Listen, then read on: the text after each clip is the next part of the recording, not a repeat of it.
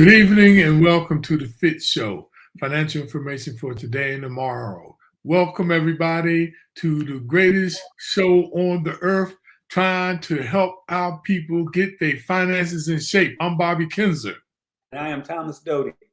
And we are the FITT Show, financial information for today and tomorrow. We're so glad you joined us for another episode. This is our 32nd episode, Dope. So we're moving right along, man, providing a lot of valuable information. And you know what our main objective is? Knowledge is power. Last week, we talked about taking control of your finances in 2022. We hope that was good kickoff for everyone.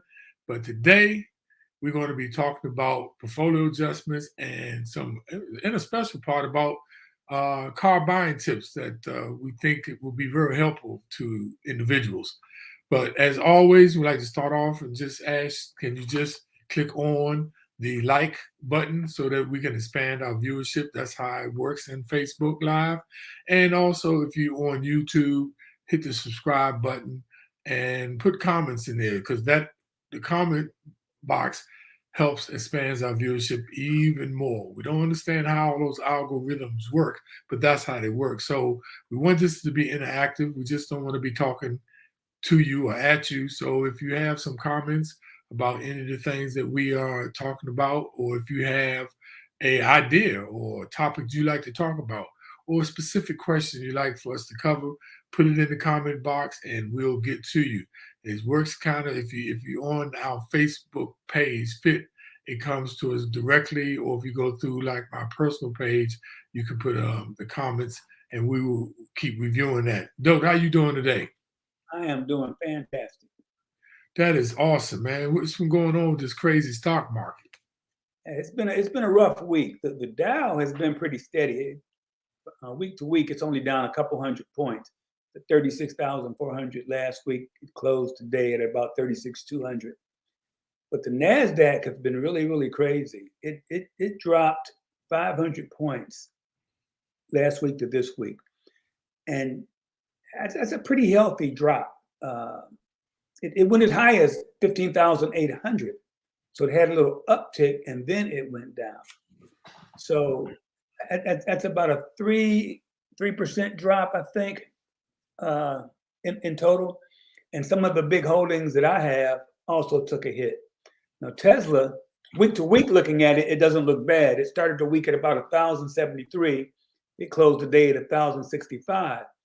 But what's missing in that is in the middle of the week, it got as high as 1,194. So that's a pretty considerable drop from its high. Week to week, it's about flat, but that's a pretty healthy drop from its high. Apple kind of hung in kind of tight. It started the week at 178, ended the week at 172. It was as high as 183. The Microsoft, did I mention Microsoft? Microsoft, that's the big drop. It started the week at 338 and it ended today, closed today at 314. That's a 7% drop, which is again, that's a scary drop. And finally, my Pfizer dropped from 59 to 55. That's about a 9% drop, which again is kind of crazy. And we're going to talk about how you react to these and what you should be thinking when you see this volatility in the stock market. But first, Bob will give us a crypto update. Yeah, Dote. It's interesting. Just circle back to the NASDAQ. Like 5 days ago, the NASDAQ dropped over 660 points. That's about 4%, man, 4.2%. That's a big drop. But like we always say, audience, remember this. When stocks are low, that's an opportunity to get them at a cheaper rate, and you can buy more at a lesser rate. So you might be able to pick up more shares than you would if the market was high. But always seek advice before you get into the stock market. And as we always say, our main mantra is know what you're getting into. Cryptocurrency has been taking a beating, though. It's been taking a hit for the past couple of weeks because 3 months ago, the market cap for cryptocurrency was about $2.7 trillion. And it is this week down to $2.1 trillion. That's a big drop. That's over 600 billion market cap drop.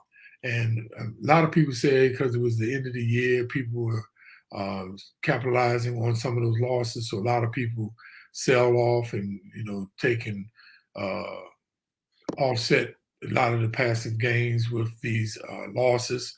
But just don't know what cryptocurrency what drives it, because in November the 11th of 2021, the Bitcoin, which is the most popular one, most steady one, was at $69,000 per Bitcoin. Last week when I talked to you, it was at $47,000 per Bitcoin. Today, and remember, this is approximate because the Bitcoin trades 24 hours a day globally around the world. That's the beauty of it, though. But it's down to $42,000. So a lot of people who got in high may feel that, it's a decrease in their cryptocurrency, but cryptocurrency has always been the long play. A lot of people like to jump in and jump out, but you got to be careful because you create so many tax implications doing that, and you can't time, the cryptocurrencies. It's like people that are trying to time the market. But that's why me and Dote always talk overall about the market, period, whether it's stocks, bonds, or cryptocurrency. You can't time the market. The key is to be consistent. When it's low, then buy more. When it's high, you still buy. You may not get as many shares, but it's the key is consistently and using dollar cost averaging. But and that's so interesting because Bitcoin is still number one as far as in the market cap for all the cryptocurrencies. And last time I checked, and this was a couple of months ago, it was 13,500 cryptocurrencies. I guarantee you today is much higher than that. And a lot of people are, jumping in several different cryptocurrencies. And I don't know if that's the great strategy because it's all highly speculative and it's not regulated by the SEC, which is so interesting.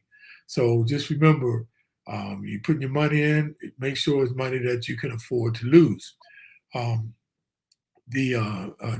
Shiba, which was one of the meme, they call it type of cryptocurrency, really jumped off several months ago, man. I mean, it was rolling. I'm talking about billions of shares going, being traded, being purchased, but it's down now considerably. But Robinhood, the exchange platform where you can purchase stocks and now certain cryptocurrencies, they're talking about allowing people to be able to purchase cryptocurrency. And that somehow that's supposed to be big news, and it could possibly increase the Shiba because now they make it more accessible for people to purchase. But who knows? But just remember, cryptocurrency is highly speculative. So last week, I said we were talking about taking control of your finances. This week, we're taking a little interesting turn. We're going to talk about the madman Kramer, who comes on MSNBC. Is that right? Yeah, MSNBC. And he's been a stock specialist. I'm sure some of y'all have heard him. You hear about him and Susie Orman. They usually, got it, and Rick Adelman, but they usually provide information about different stocks. That's what it showed. And so he's definitely pro stocks. But though, tell us a little bit about his story right now with what Kramer is taking a kind of a U-turn, a conservative approach. First of all, he's on CNBC, and yes, my bad. Thank you. Yeah, the reason I started watching his show from time to time is because during my career at PPG, our chairman, our CEO, was on that show quite often, just discussing our business, and he was always a big follower and believer in PPG stock, which obviously helped it do well over the years. It's good to have somebody with his reach in your corner. And just give you a little background on him. The guy is Harvard educated, undergrad, and he's a law degree from Harvard. Worked as a hedge fund manager for a lot of years, and did really well. He's had some controversial situations in his past, including maybe people felt he overstated his returns in his performance as a hedge fund manager, but nobody knows what's actually true.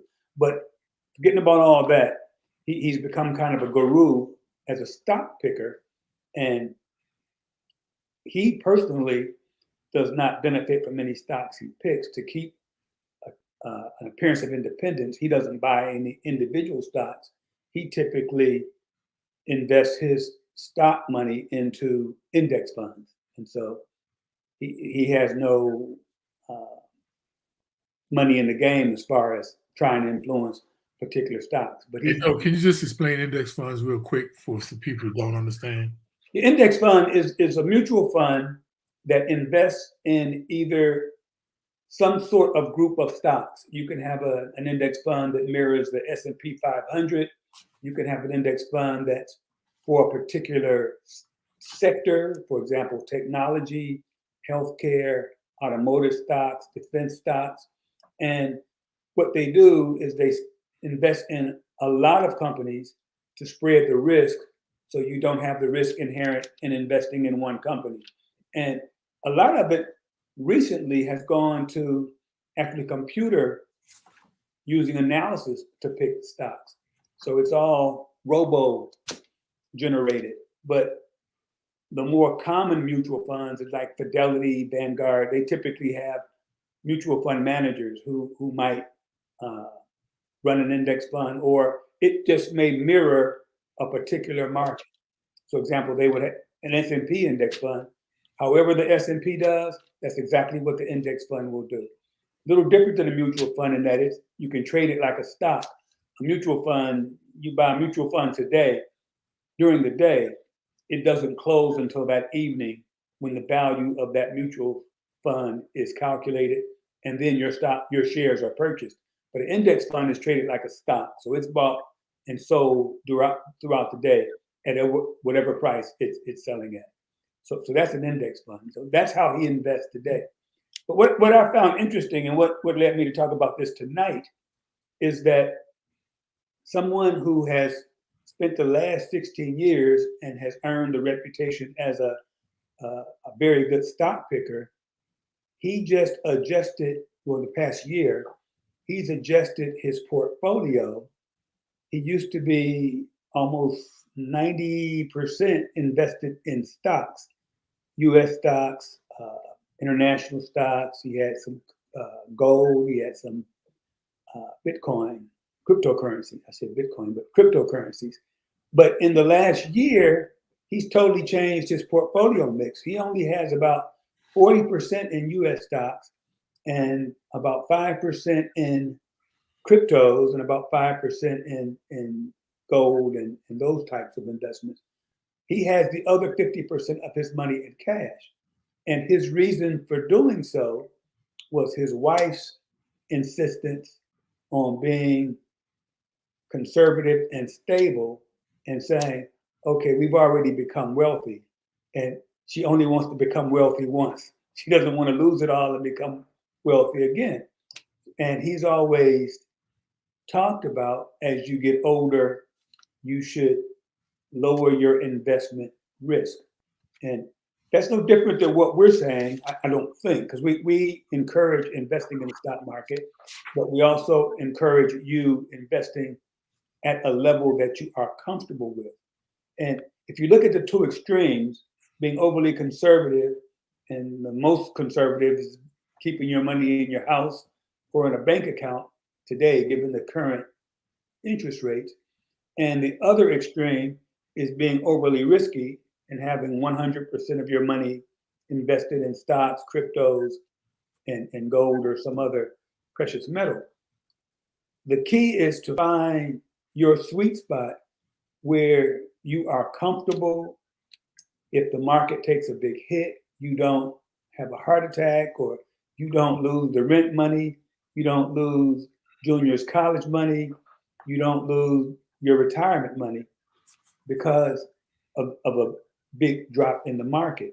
But at the same time, you don't want to be so conservative where when you have times like we have now, with inflation being around 6 to 7%, that you aren't losing buying power by not being invested in items that are appreciating. And we'll talk about this throughout the year because it's so important to have a mix that works for you. And you don't want to be killing yourself because you're too risky and have too much invested in the stock market, and the market takes a hit and you lose too much, and you don't want to be too conservative. And he did it with his wife's insistence. And that's why, we talk about talking to other people, be it your significant other, be it a friend who, you don't want to get somebody who's like-minded like you, because they're going to pretty much say and think the same way you think. And I've always thought two heads are better than one. So it's better to have someone who's giving you advice, not counter to what you believe, but just maybe a little different perspective. And so you end up in a comfortable place that if the market goes up, you do okay. If the market goes down, you're not overly upset. And we always preach investing for the long term consistently. We've said over and over again that the stock market has averaged about a 9% return for the last 80, 90 years. And well, not that long, maybe 60, about 80 years. And so that's what we try to get people to understand and react to, is that over the long term, the market's going to do well. There are going to be times where the market takes a hit, where the volatility with all the things going on now, with inflation and the virus and the political tensions, it's always important to reassess where you are, make sure you're comfortable, understand the risk you're taking. And as Bob mentioned, when the market does take a hit, it's an opportunity to research, find a good stock that's taking a hit, and maybe buy some more if that's what, if that helps you meet your goals. Buy low, sell high. That's the key. And I think Bob mentioned a few minutes ago about investing consistently. So like these times, if you're investing consistently through your savings plan or through automatic deposits, and you're in a mutual fund, and just for the record, Kramer thinks, and he's always picked stocks trying to beat the market. He thinks any individual investor who's trying to do that it's a terrible idea, because he thinks it's almost impossible to do. And I tend to agree. As I told you, my personal situation, the bulk of my money is managed professionally. I know I'm not talented enough, don't have the expertise to be a stock picker. You're pretty modest with that statement, because you're very more talented than others. Well, I do okay. I do well, but the money I play with is just that money I play with. That's money that if I lose it, I lose it, because I have the bulk of my money professionally managed. So dope. Pardon me? So dope. The interesting part of this story of Kramer that I find so interesting is, one, how he's flipped from being so aggressive in stocks into taking a conservative approach, and two, which is a topic that I don't think we talk enough about, is when we talk about financial planning and setting goals, is considering your spouse's risk tolerance, considering your spouse's retirement time frame, horizon, because a lot of times some people, they're on separate tracks, but like you say, you think it works better with having two heads or working together as one, and you sort of develop a plan that fits both of you. And I don't know if a lot of people do that, because a lot of households, there are men who are handling the total finances and their wives are not even involved in any of the decisions. And I mean, that's okay if that's what you want to do, but what happens if he passes away? I've seen that, and it just devastated wives mainly, because the husbands was totally in control. But that's why I feel this story is about Kramer. How so dope. 3 years ago, all the pundits, all the big financial fund managers was anticipating that the stock market was going to crash, because up to that time, it was a 10 straight year bull market. And they said it's only a matter of time, and cash is king for everybody to go into the cash position. like Kramer's going now. But and I even went that way because I have a good friend, uh, James McDonald, who has a Hercules management fund, who's great, and they were even going in position of go conservative, go cash, hold hold as much cash. But what happened? It didn't happen. That was 3 years ago. It did not happen. Now, for those people who went conservative, um, you got people saying, well, dang, man, I missed out on so much. But the good thing is you still got your money. You know what I mean? You can't be really pissed off because you was just, no one can just be guru and tell you what the market's going to make. So let's get that straight. But it's interesting that Kramer now is in the position of going to the cash position, though, like they were 3 years ago. And a lot of people missed out. But what I did and what me and Dope talks about is managing your portfolio mix so that you can have a benefit of both. If the market go down, you can withstand the shock, and if the market stays up, you can reap the benefits. That's the key of having a mixed portfolio. Yeah, and he hasn't gone totally conservative. I mean, he's 50% invested, but he has 50% in cash.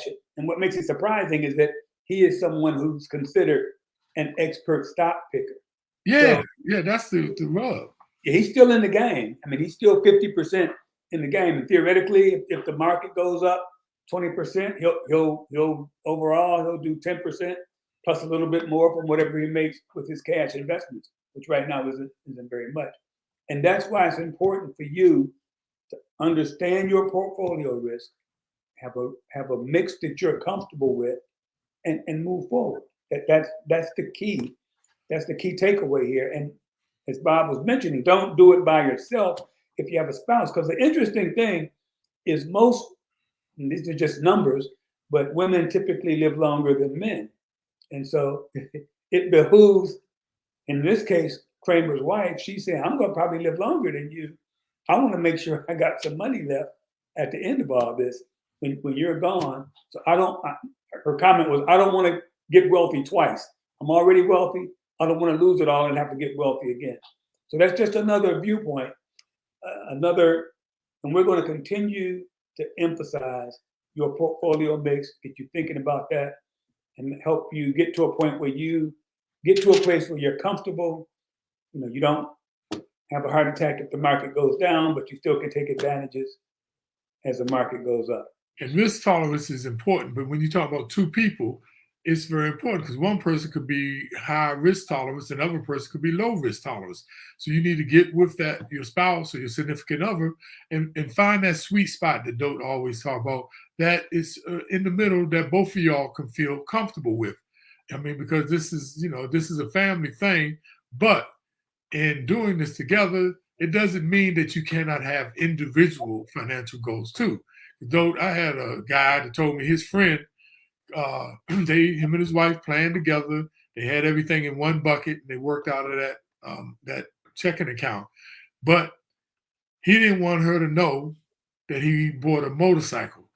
So he went out there, and I don't know how you do this. Well, I guess I do know how you do this without your wife knowing, but I thought he had a joint account. But he bought the motorcycle, and she didn't know he had a motorcycle for about 3-4 years. He was hiding it in his friend's garage. Now, I don't think you should be going to that extreme, but I mean, whatever works for your family. But I think it's important that you work as a team and you come up with financial goals that meet both of you all's,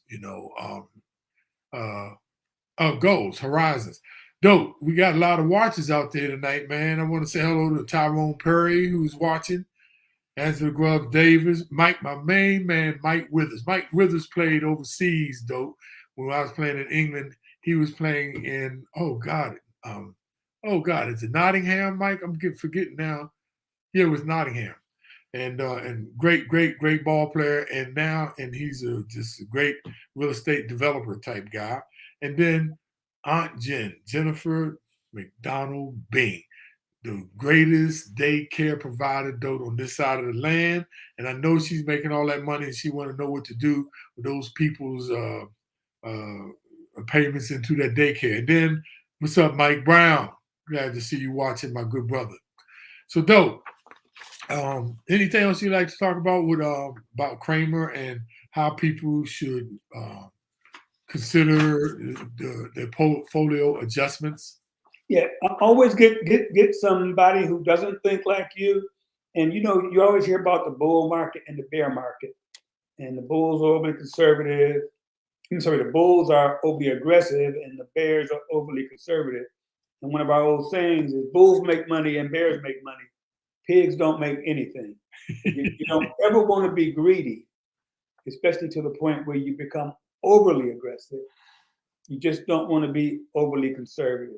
So find either your significant other or your financial advisor, somebody to temper your wherever you are, just to give you a different perspective to make sure you end up in a good spot that you're comfortable with and that you can still make money in the future.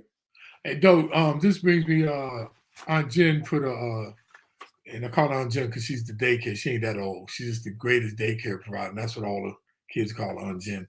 But she had mentioned to me before, and I'm glad she brought this up, about people who may be, of older age and, planning now at that age when in your 60s, because a lot of people think they miss the mark.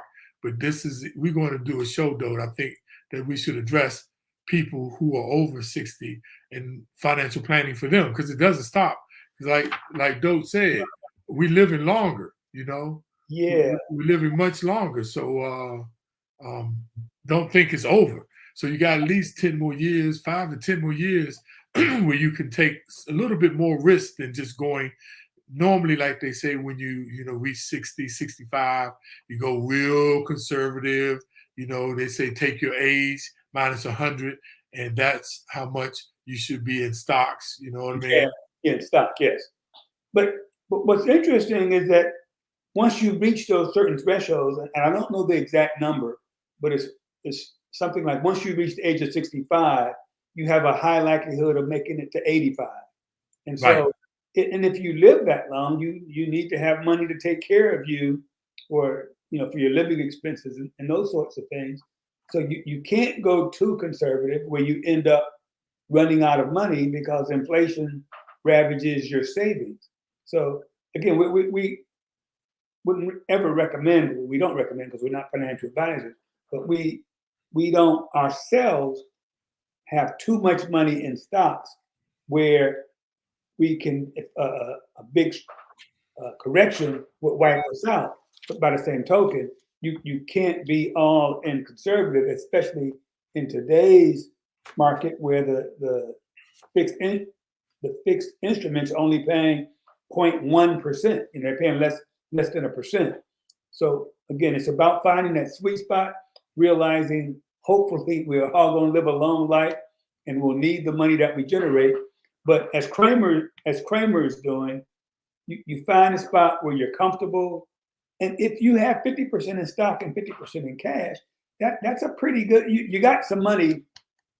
Say the stock market is not going to go to zero. And so you do have your cash and you have your investments. The market goes up, you take advantage, but you still have your base of your cash investment. And that's just very important because the actuary tables don't change after several years. I think about at least 30 years. They changed, I think, around 214, and there are actuaries saying that men are living to 86 and women are living to 88. So just think about that. If you're 65, that's 20 more years. So that's 20 more years that you can be using and taking advantage of compounding interest in the market. And as we always say, we're not talking about, risk your whole life savings in your mortgage or your car note or your student college money for your children. But our other little saying is no risk it, no biscuit. So we remember that, you all. So that's why we want to talk a little bit about Kramer, because and even though he's just 50-50, I said that's kind of conservative because for him, he used to be 90% in stocks. So that's interesting. And the lesson we hope you learn from this, you all, you must always, always keep an eye on your portfolio mix because it's changed. Because you could have been like 80% conservative in money markets and 20% in stock market, but the stock market has been returning so greatly that you look around and a year later, your portfolio mix could be now 30% in stocks and 70% in money markets, and or it could go even higher. So you must constantly look at your portfolio because it's always changing, and sometimes you may not need to change, but you need to be aware of what's going on because money, even when you sleep, money is working. So, dope. Want to pivot, man. I want to talk about buying a car, which everybody tends to do, right? Everybody buys a car. But the thing is, now I have friends that are car dealers, and I'm not going to beat them up, but it's a philosophy, it's a psychology involved in buying a car, and we just want to talk about, give you some tips, man, because a lot of people get taken a lot of times, though, especially if they have high credit scores. They feel that they are held hostage and they have to, take high interest rates because of their credit, or a lot of people just don't even do the research. So let's just start with some of the first things. First and foremost, tip in buying a car. Buy what you can afford. Now, I know our eyes get to looking at that shiny, brand new Corvette or that Mercedes Benz, and our people love some Mercedes, though. But you know what they say Mercedes stands for? Mercy. Those payments are killing me. So we get that, but you must buy what you can afford, and it's so important that that new car look and don't go to the car dealership and get in the car and then you smell that new car smell. And look, this is what they do too, right? Then they take you out. Now they get you with, hey, won't you keep the car overnight? Because they know the psychology. You riding around in it and you forgetting them all about, can you really afford it? So really consider what you can afford. Hey, Bob, you know what's funny too is they get you to always look at the next level up. Right. And once you look at that next level up, it's hard to go back the other way. Yeah. Once you've seen something really nice, it's hard to, you feel like you're settling. And you got to remember, this is probably the second largest purchase that you'll make next to your house. I'm not counting college or anything like that, but it's a pretty sizable investment. And so what we're going to talk about is the time you should put in to making sure you are optimizing that situation. So the average cost for a car now is $42,000. Yep. Just think about that. That's a condo. You know what I mean? Yeah.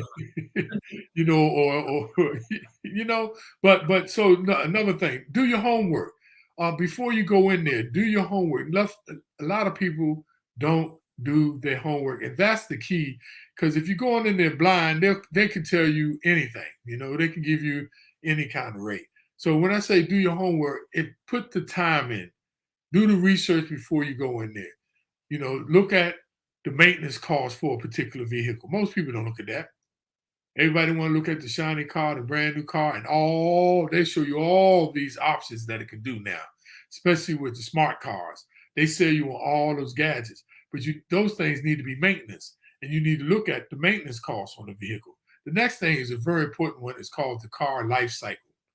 That means you need to look at and see, is your car, the design, your car, going to stay in production. That's what I was looking for, though. Stay in production, because like me, I bought an Azera, and I went in 2017, and they had a 2016 Azera sitting there with 30 miles, brand new, but it was a year old.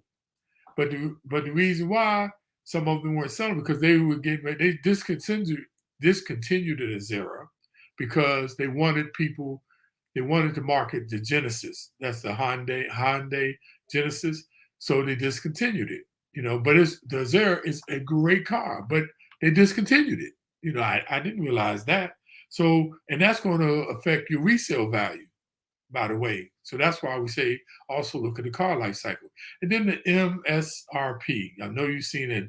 The manufacturer suggested retail price. Look that up first before you go in there because they mark these cars up. You don't want to be paying more than what the car is valued at.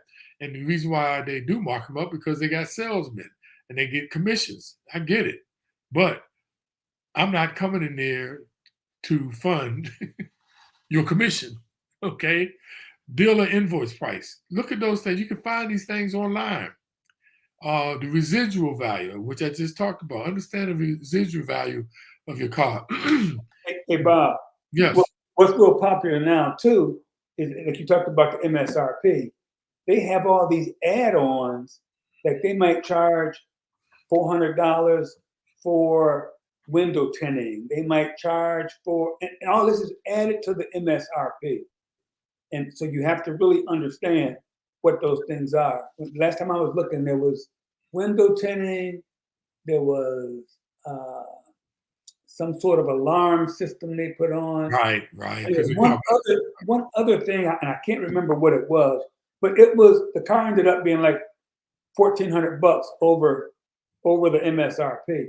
This was when I was looking for a car for my son, and it was three. I'm trying to think of what the third thing. I can't think of it, but you gotta watch that stuff, and mostly that stuff is just pure, unadulterated profit. Oh, dealer administrative fee.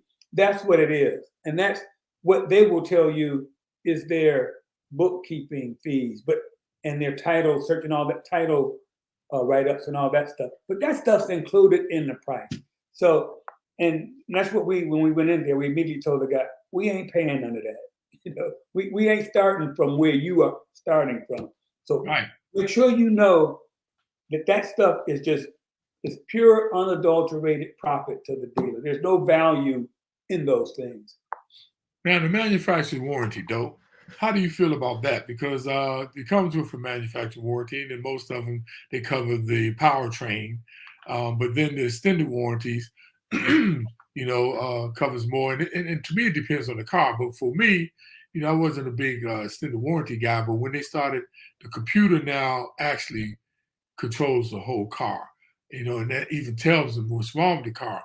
So just recently in my Zera, I thought my navigating screen, my computer went blank, and they said it would cost $4,500 to replace. But because I had extended warranty, it was going to cover it. But they found out it was just a shortage. But what about that, though? I know you have a different position on. It's a personal preference. Me, I'm never going to buy an extended warranty because I'm never going to have an old car. That's just one of my things. I'm never going to keep a car past 4 years. That's probably 3 years. And the reason why Doe can do that, you all, because he can. Now, most people that do this buy a car every 3-4 years. Most people can't afford that.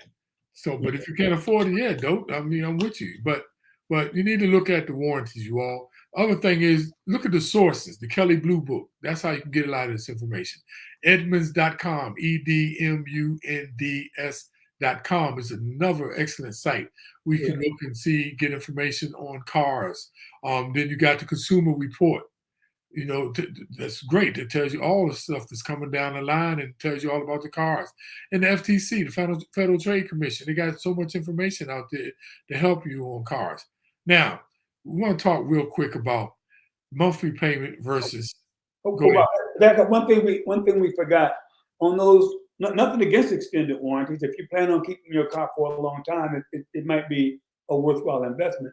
But the thing you have to watch for is nowadays they sell extended warranties and extra services on everything. They'll offer you a wheel package with a warranty. They'll offer you a fabric warranty.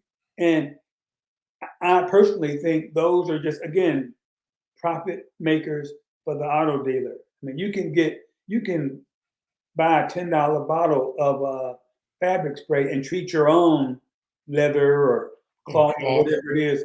Yeah. Those are just profit makers for the dealer. I think I told Bob I sold my Porsche a few months ago and bought another BMW. And the guy knows me. When we sit down, I just said, I don't want none of that stuff. Okay, I don't want the warranty on this. I don't want the fabric. I don't want the wheel. How about rust proofing underneath? Yeah, and rust proof. I work for PPG. We make the product that's used to make sure cars don't rust anymore.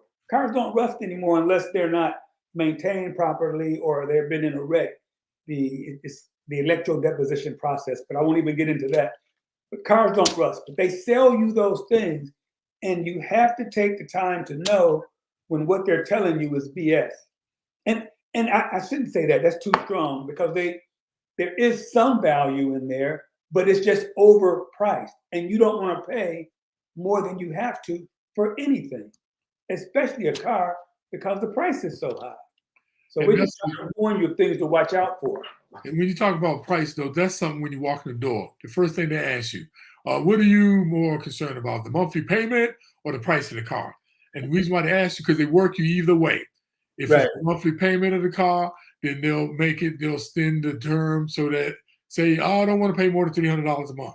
They'll extend it. You went in there thinking that you wanted to get a 3-year, 5-year car payment. They stretch it to 6 or 7 years now, so it can meet the actual car payment that you're looking for. Or if you come in there, you say, no, I'm not looking for car payment. I'm looking for to get the price. They just work it the other way. They'll take the car and they know they got it all marked up with all these other things, and they'll start with a car price. So, well, what price are you looking for? You know, and then you tell them, and then they just go and find you and they work you the other way, and then they just add on all these other things, you know, that Dope was talking about. Buying versus leasing. You know, that's very obvious. Everybody knows what's going on now with the leasing. Buying, plain and simple. You own the car. Leasing, the only thing with leasing is if you drive a car a lot, put a lot of miles, that goes against leasing a car. Now, if you have a business, that's great. Leasing is perfect, because then you can take the benefits of having your own business and being able to write some of that off. But other than that, leasing, because some of them have, like, if you go over a certain miles, a number of miles, they might charge you 15 cents for every mile over. I mean, they do some crazy things, man. So go ahead, bro. And they'll hit you at the end for excessive wear and tear, or you might have to buy new tires before you turn it back in, or they might have put run flat tires on and you replace it with regular tires, so you got to go back and put run flat tires on. Right. So all those things you have to be aware of if you lease a car, and understand how you have to bring that car back to them, so you don't get all those crazy charges at the end of the lease term. Right.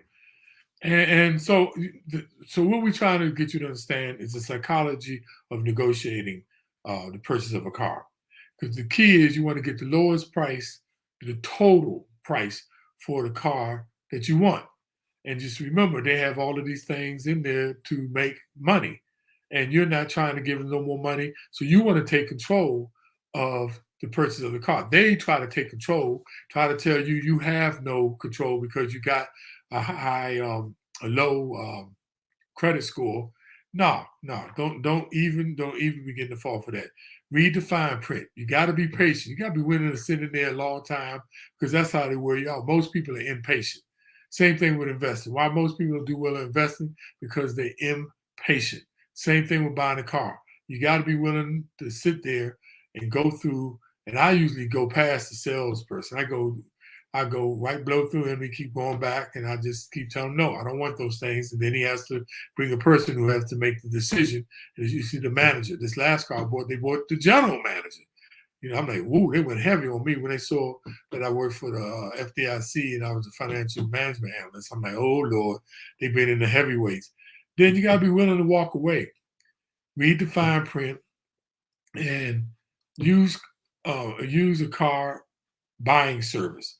Okay, there's actually a service that you can actually pay for to help you purchase the car, so you don't have to go through all of that.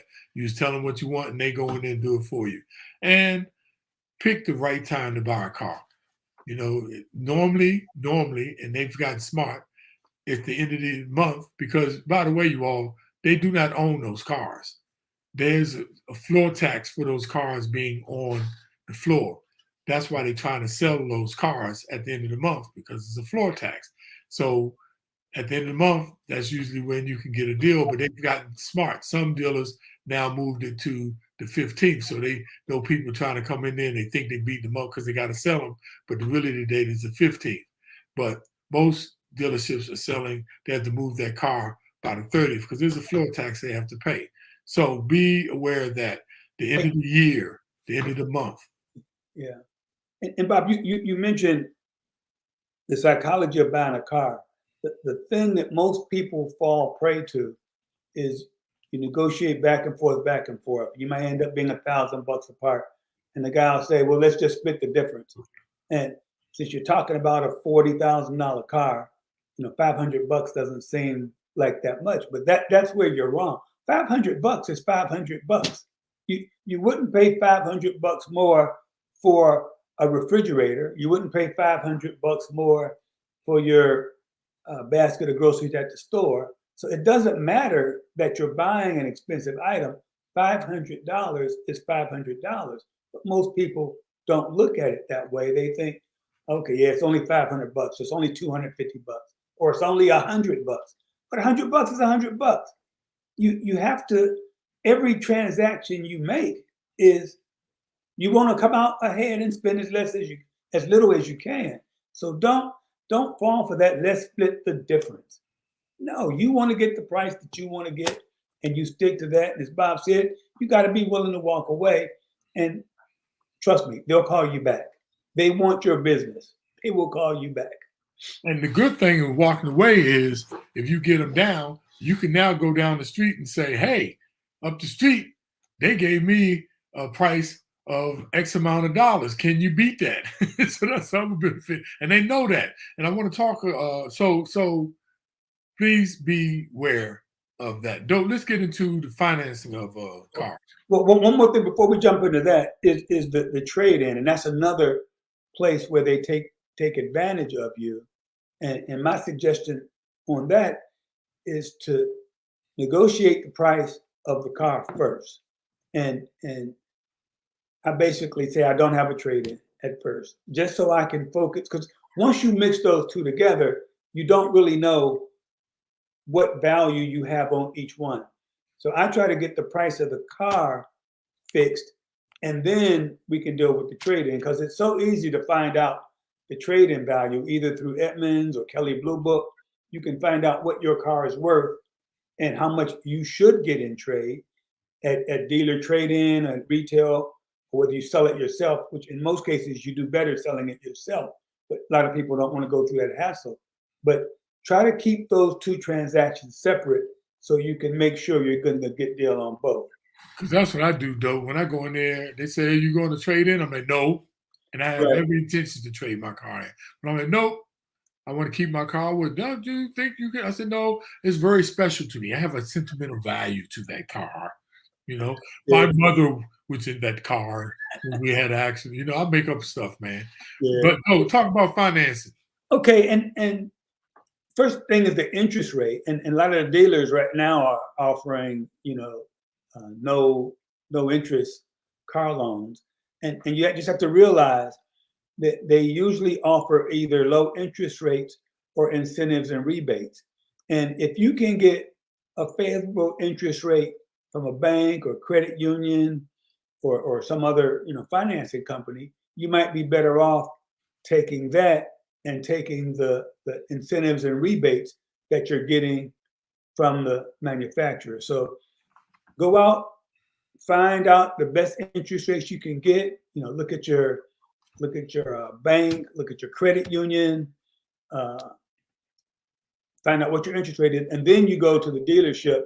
And if they aren't offering rebates instead of interest rates, then that's a different situation.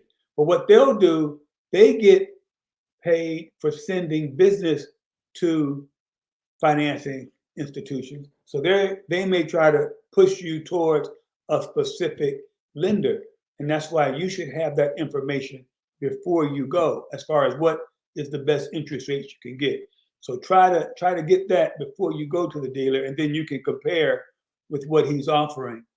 And it's a totally different calculation if it's either or, it's rebates or interest rates. You got to sit down and do the math on which works best for you, because it's obviously two different scenarios.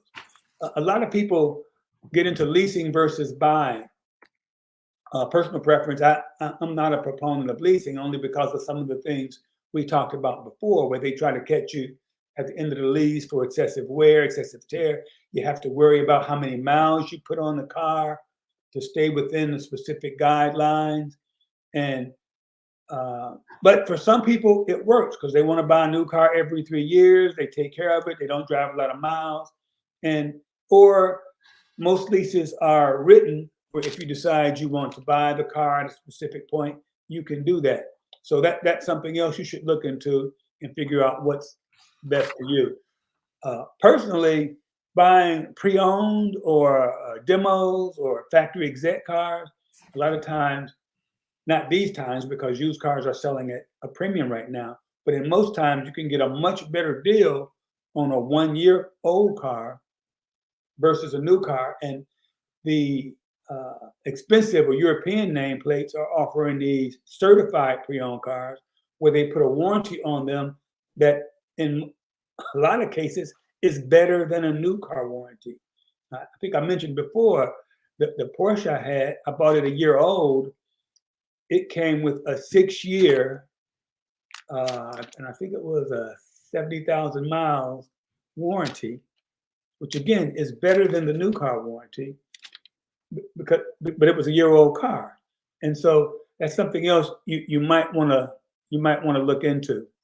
Now you can go on the internet now and actually negotiate prices. Most car dealers have an internet buying salesperson that you can work with, and that's the best way to compare, see what you can get from this dealer versus that dealer. You can look at cars in different cities. If you live in DC, you can find a car that's $500 cheaper in Philly or in Baltimore. You might consider doing that. So that gives you other options as far as if you want to sit down and do it on the internet. And as Bob mentioned, everybody isn't into this. I enjoy the whole car buying process. So I love doing it. But I know a lot of people aren't into that, and they end up just making a decision, and you may not do as well as you could. And in those cases, Bob mentioned using a buying service. You can pay $200-300 and somebody will negotiate a car for you. They'll actually do all the haggling. I'm a Costco member. Costco has select manufacturers that they work with that offer a Costco price. And this was a few years ago, a long time ago, 2014. I think I bought a Honda Accord, and I went out and found out what the price was at the dealership. Then I went and got the Costco price, and Costco's price beat the best price that I could come up with. So that's another place you can look to get a good price.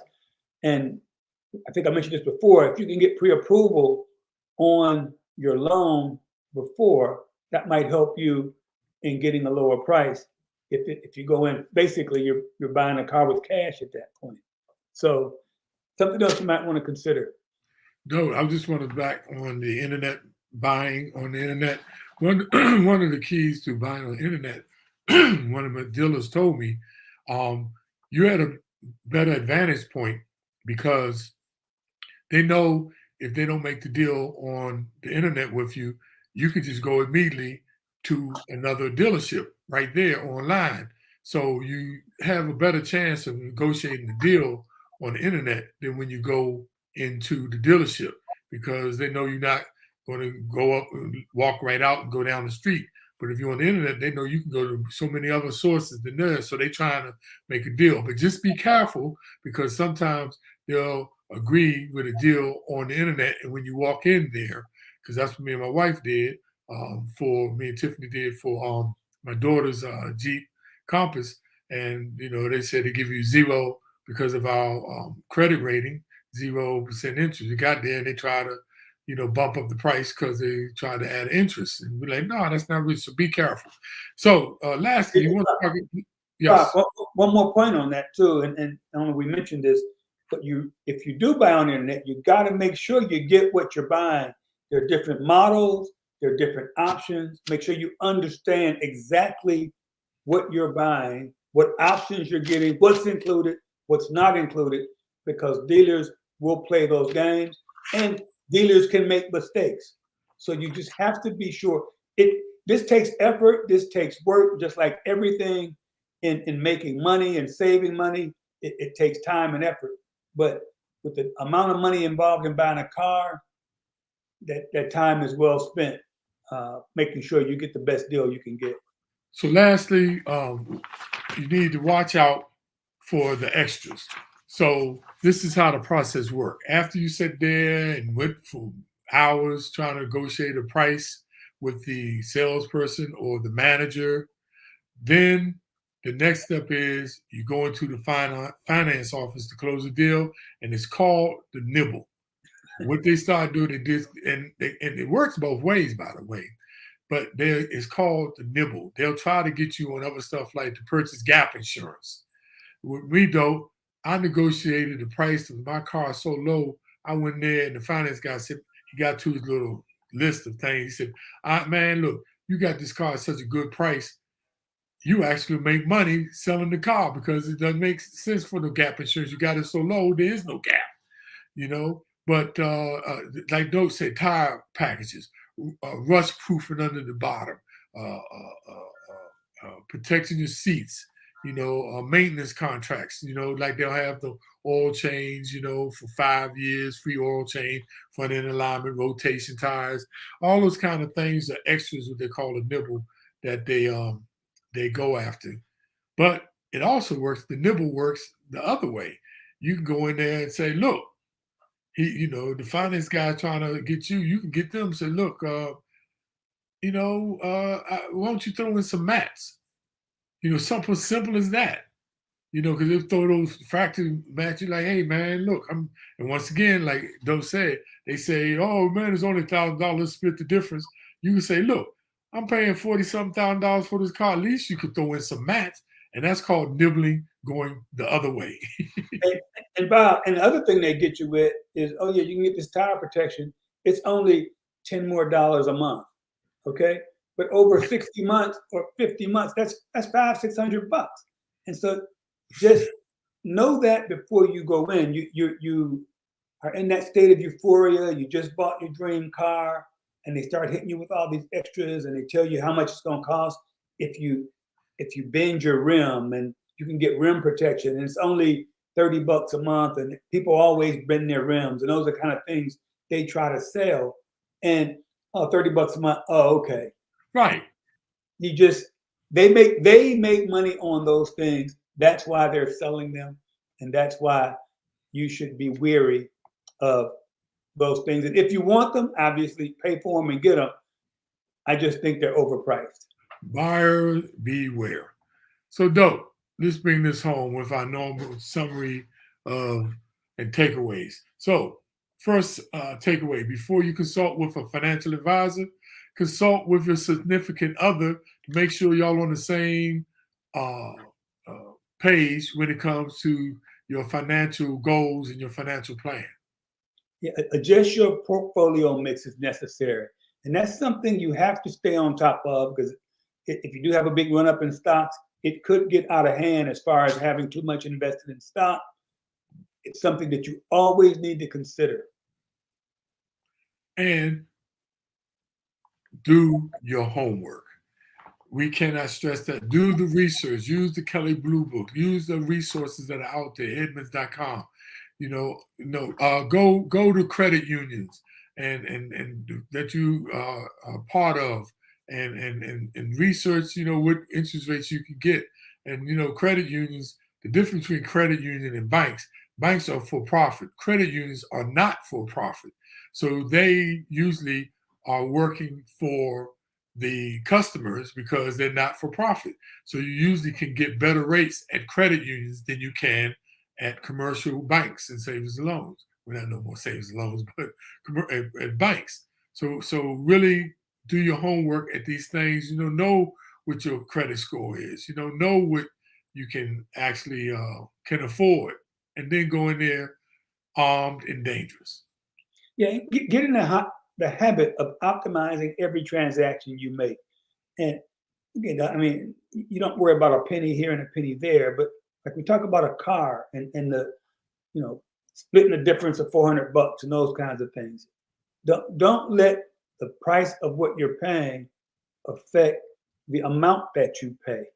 Okay, so I mean, $100 is $100, $50 is $50. If you can save $20 and save $20, especially if it doesn't take any effort.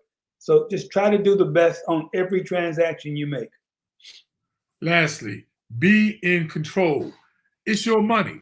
Normally, when you walk into these dealerships, they want to take control. They want to guide the conversation. No, it is your money. You be in control. You take control. And how you take control is by having the information. Information, as we always say, is key. Information is power.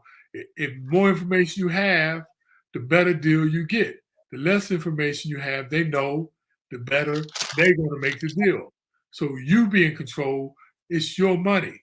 Take the time. We spend all this time planning for 2 years, planning for weddings. We spend years planning for vacation, but we don't take 2 hours to plan our finances. Take time and plan the purchase of your car too, you all. So with that, Dope, another great show. I'd like to say thanks for all the people. It's been a lot of people, Dope. I'd like to give shout out to my man, Fish, David Norval in Scotland, man. He listens on a regular basis out of Falkirk, Scotland. Can you believe that?